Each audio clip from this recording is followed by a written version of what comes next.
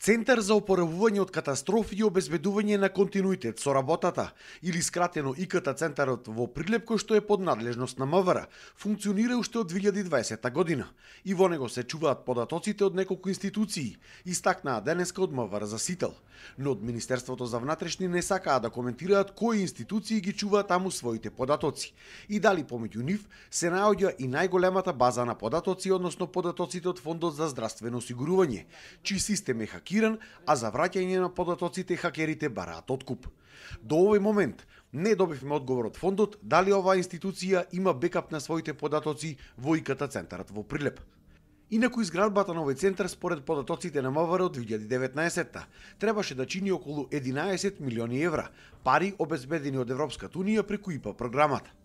Неговата намена беше во него да се чуваат податоците на сите државни институции, кои што тука би биле заштитени од земјотреси, поплави или други катастрофи, кои што би се случили по природен пат или би биле предизвикани од човечки фактор, како што е последниот случај со податоците на ФЗО.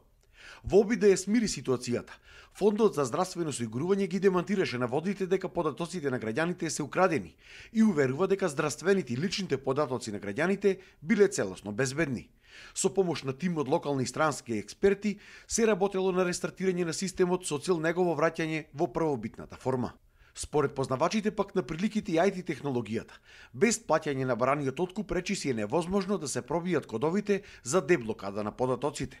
Но доколку имало бекап, односно резервна заштита на податоците, тие би можело да се вратат за 2 дена, а не да се чека толку долго. Овој последен хакерски напад на системот на државна установа го отвора прашањето колку податоците на граѓаните се сигурни во овие институции, каков систем на заштита се користи и она најважното, зошто сите државни институции немаат свој бекап во центарот во Прилеп, кој што е изграден токму за оваа намена.